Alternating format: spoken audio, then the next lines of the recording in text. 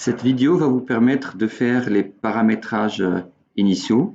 Lorsque vous venez d'installer une nouvelle base de données, il faut bien sûr vérifier un certain nombre d'éléments.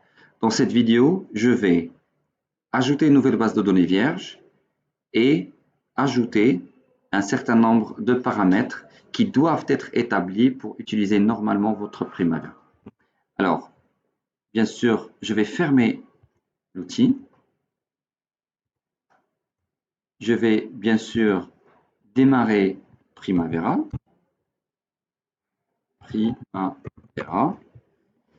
Voilà, P6 Professional, j'utilise la version 19. Pour ajouter une nouvelle base de données, eh bien, je vais vers base de données, ajouter. Je vais l'appeler base. Je vais appeler par exemple ici base de données vide. Je rappelle qu'il faut cliquer sur P6 Standalone, monopost. Suivant, Add New Standalone Database. C'est là, on l'utilise si la base de données est déjà là, le fichier est déjà là et on veut se connecter. Donc là, New. Suivant, Admin. Je mettrai un mot de passe simple, donc mot de passe A, mot de passe A. Ici, je laisserai les choses telles qu'elles sont pour vous illustrer tous les paramétrages à faire. Suivant. Alors, j'ai déjà le fichier qui est existant. Je mettrai ici base de données vide. Et je ne vais pas charger les données. C'est une base de données vierge, production, destinée pour le client. Suivant, terminé. Je vais revenir vers connexion. Je vais utiliser le nom d'utilisateur admin, base de données vide, mot de passe que j'ai mis ici et je vais me connecter.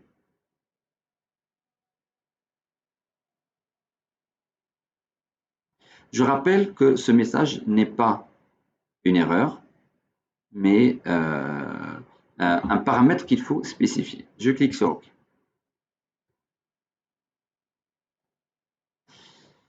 Lors de l'ouverture, bien sûr, Primavera, il est vierge, pas de paramétrage, absolument rien.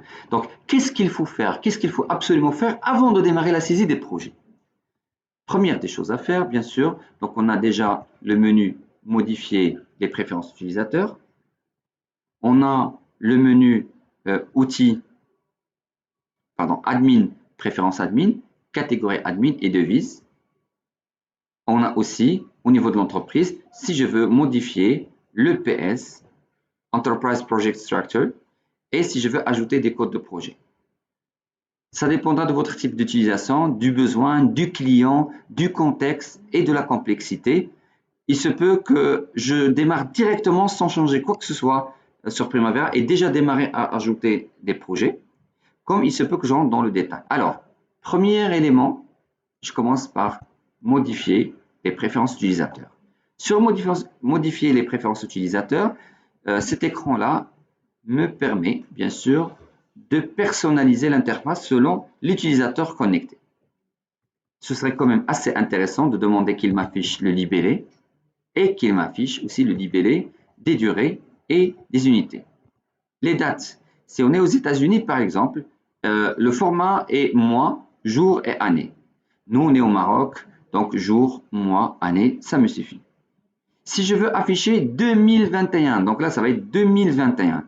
Mais si j'enlève ça, eh ben, il ne va rien faire. Sinon, si j'enlève le nom du mois, ça mettra 24/9. Je laisse tout ça sans. Je peux aussi changer de séparateur comme ça. Donc là, c'est le séparateur. Je ne vais rien faire, donc je garde bien sûr ça. Devise. Ici, bien sûr, je peux changer de devise, dirham, euro, dinar, dollar, ce que vous voulez. Là, la devise n'existe pas, le MAD, par défaut. Lorsque vous installez une nouvelle base de données, on n'aura pas le dirham marocain. Voilà la liste des monnaies disponibles. Donc, il faudra aller dans un autre menu et les rajouter. Après, bien sûr, le reste, si vous voulez modifier le mot de passe et tout ça. Et aussi, je rappelle que Primavera, sur un certain nombre d'écrans, lorsque tu ouvres l'écran, quand tu ouvres l'écran, eh bien, des fois, tu as des filtres qui sont déjà appliqués par défaut. Je m'explique.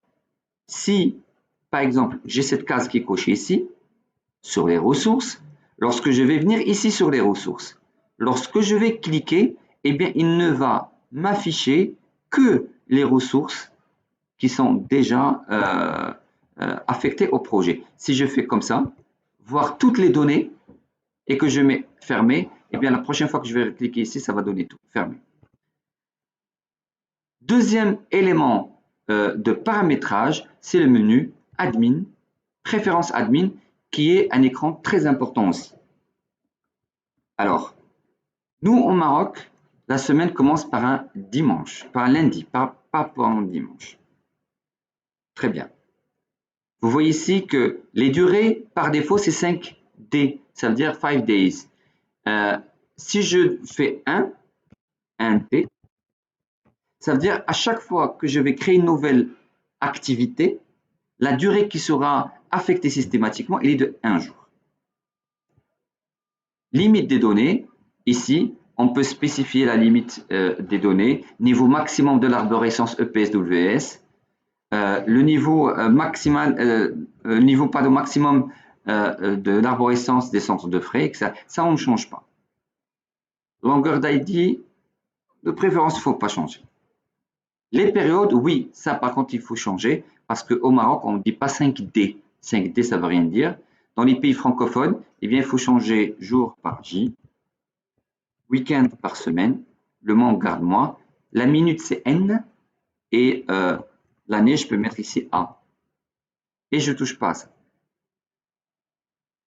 Valeur acquise, rapport, les options, type d'auto, ça, on ne touche pas, sauf si vous savez exactement ce que vous voulez faire.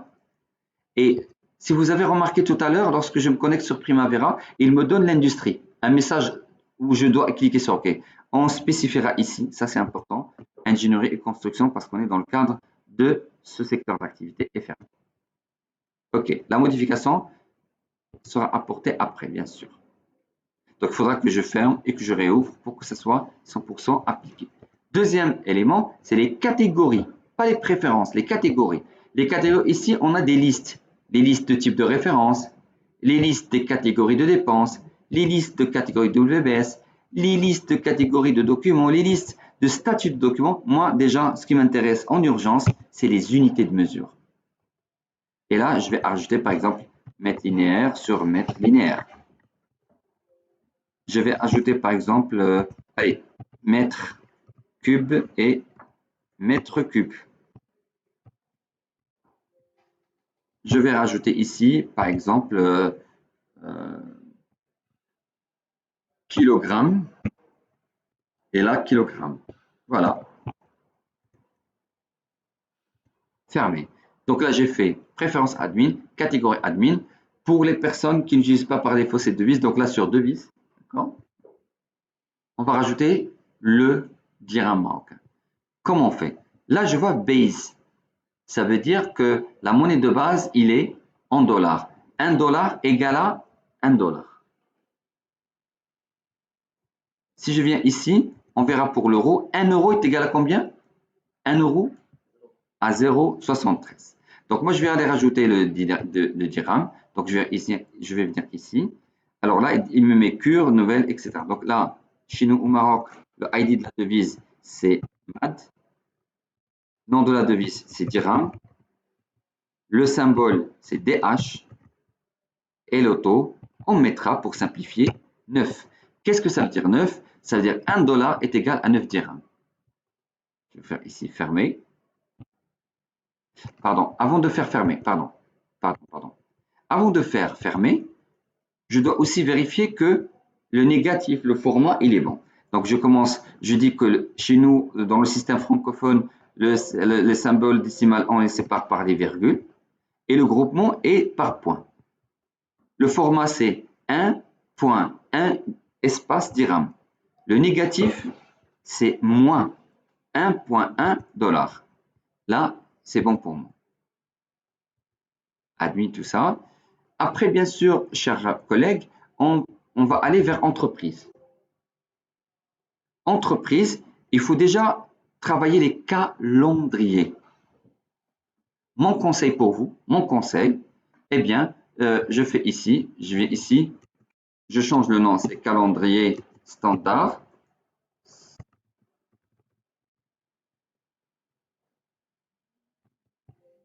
Et je vais venir ici, je vais faire modifier. Je vais modifier déjà celui-là qui est par défaut. Qu'est-ce que ça veut dire ici par défaut? C'est-à-dire tous les futurs projets vont utiliser ce calendrier. Donc j'ai intérêt que ce calendrier soit bien paramétré. Je vais faire ici modifier. Et bien sûr, comme vous voyez, du lundi au vendredi. Supposons que votre entreprise, elle travaille le samedi.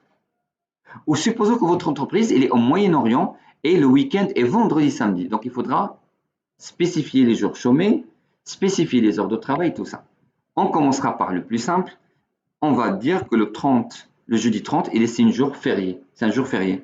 Ou du 27 au ici, ce sont des jours fériés. Donc comment on va faire? Voilà, donc là, je vais venir ici, je vais dire c'est sans non travaillé. Ça, c'est non travaillé. Ça, c'est non travaillé. Oui, je peux, juste en cliquant sur non travaillé. Sinon, eh bien, je peux dire non, non, c'est travaillé. C'est travaillé. Ah, c'est travaillé. Voilà.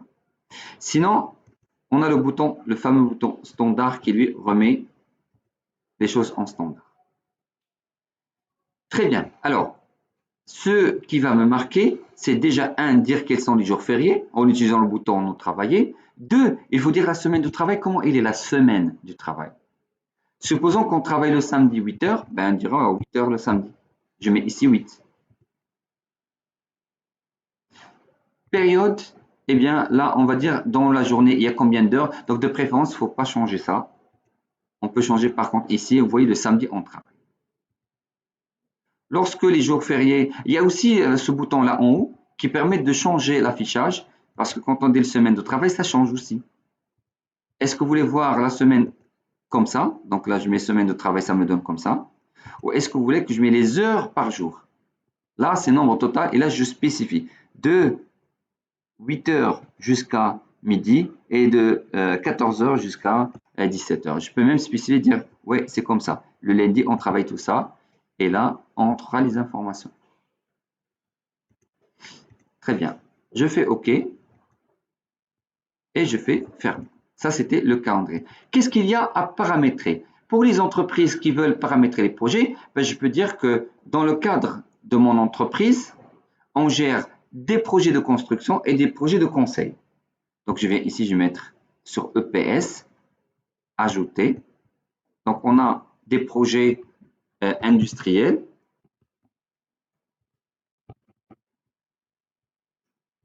et on a des projets d'ingénierie. Pourquoi j'ai spécifié l'EPS? C'est pour que à chaque fois que Primavera veut créer un nouveau projet, il me dit, Tarek, est-ce que ce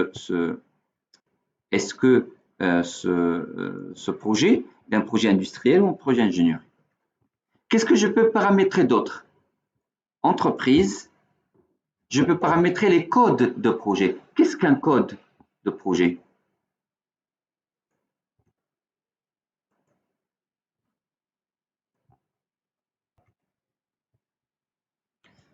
Donc ici, comme j'ai dit, pour créer des codes, qu'est-ce qu'un code? A priori, quand on dit code, on pense toujours à un mot de passe, on pense toujours à un code C328. Non, ce n'est pas ça sur Primavera. Sur Primavera, un code, c'est une information qu'on affecte à un projet. Là, par exemple, on est sur les codes de projet. Et puis là, je vais dire, par exemple, qu'on a des projets dans la région du Nord et on a des projets dans la région du Sud. Là où, par exemple, je vais venir ici, je vais dire ajouter.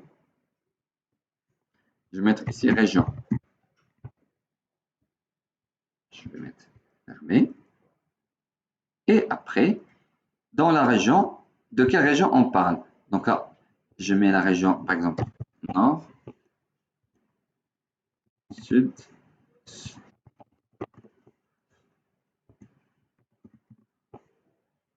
alors, attendez, nord et sud. Oui. Et là, je mettrai fermé. Lorsque je crée un nouveau projet, eh bien, je peux venir dans le projet et dire, c'est quoi ce projet? Est-ce qu'il est de la région du nord ou de la région du sud? Quels sont les autres types de codes que je peux utiliser? Pas les types, les noms de projets, des codes projets. Eh bien, je peux dire la complexité, est-ce qu'il est en partenariat, Est-ce qu'on est du côté de maîtrise d'ouvrage, de maîtrise d'œuvre? Tout ça, ça me permettrait après, bien sûr, lorsque j'aurai plusieurs projets, de filtrer par code. Liste des projets de nord, liste des projets de sud, liste des projets en partenariat, etc. Qu'est-ce que je peux paramétrer aussi? Eh bien, ici sur les paramètres, j'ai fait la partie entreprise. Je peux bien sûr spécifier les codes ressources, codes projet et code activité. Sur une utilisation assez avancée, eh bien, je peux même rajouter des champs personnalisés que je peux bien sûr appliquer. Tout ça, c'est quelque chose de très important. Bien sûr, avant même d'utiliser les projets, il est quand même assez intéressant que la personne qui va utiliser Primavera, il pense à préparer les présentations. Primavera vient par défaut avec des présentations préconfigurées. D'accord? Sur la partie projet, il n'y en a que deux, mais sur la partie activité, on a plusieurs. Donc, il faudra penser à personnaliser la présentation.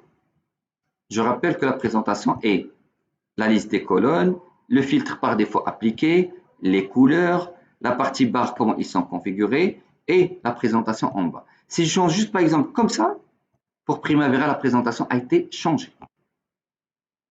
Très bien. Donc pour la présentation, qu'est-ce qu'on fait en général? Eh bien, on modifie ce qu'on a à modifier. On modifie les couleurs, les filtres, on modifie tout, même la partie préparation à l'impression. Et à la fin, qu'est-ce qu'on fait? Eh bien, on fait fichier, présentation. Si je veux juste enregistrer, je mettrai enregistrer.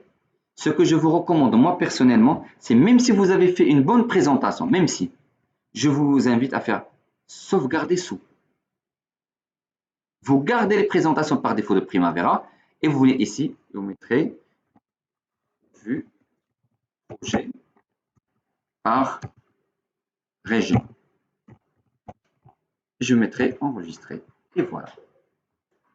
Si je viens ici, présentation, ouvrir, vous regardez. Primavera, il garde tout ce qui est global et il met utilisateur actuel. Je peux toujours revenir ici. Bien sûr, je peux toujours l'exporter pour l'envoyer à un collègue. Je peux exporter une présentation. Si je travaille avec un collègue qui est dans un autre pays ou tout simplement qui a une très bonne présentation, eh bien, je peux aller importer la présentation, exporter eh bien, et mettre le fichier sous format PLF. Et si quelqu'un m'envoie une présentation par email, eh bien, je peux l'importer. Donc, c'était un overview global au niveau de Primavera. C'était la liste des actions à faire si on veut quand même, avant de démarrer, réaliser bien sûr un petit paramétrage nécessaire. Je rappelle aussi que même les noms de colonnes, ils peuvent être modifiés. Clic droit, colonne, personnalisé. Si par exemple le client me dit non, je ne veux pas voir ID projet, eh bien, mettez-moi code affaires. Parce que pour lui, un projet, c'est une affaire, c'est pas un projet. Donc, je viendrai ici, modifier la colonne, et au lieu de ID, je mettrai ici code affaires. Vous allez voir que j'ai ici code affaires. C'est très intéressant aussi lorsqu'on veut exporter des informations que le client ne maîtrise pas Primavera, n'a pas une idée sur l'appellation des colonnes de Primavera. Eh bien, je peux toujours venir ici et oui, modifier et faire une présentation que je peux appeler présentation client. Par exemple, ici, je peux dire présentation enregistrée sous, mettre ici client. Par la même occasion, voilà, client.